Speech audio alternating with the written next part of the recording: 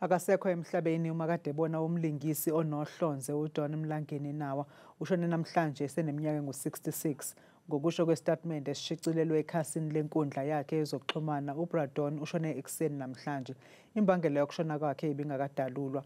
uNawa waduma ngokulingisa indawo kaBrazeb emidlalweni yethelevishini yakwa-SABC Isidingo nolaqasha kuSgudi 's Nice kanye neminye.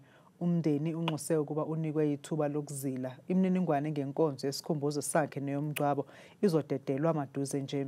Osebenze kakhulu noNawa uThembi Nyandeni uthi bagqemeke engeqiwantwala. Angibuhlungu emoyeni kodwa ngiphukile emoyeni. Ngoba ukulahlekelwa umuntu ofana noDon. Angazi ngayibeka kanjani.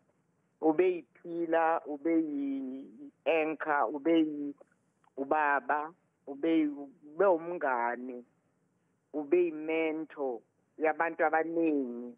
Mangikhumbula kahle mase besenza ukwakhala enyonini.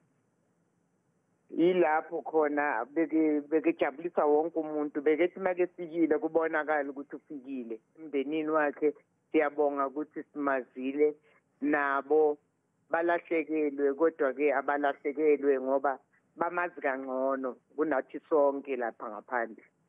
So ngicela nje baduduzeke konke lokhu izinto zasemhlabeni. Ayikho indlela besingayivimba ngayo lento.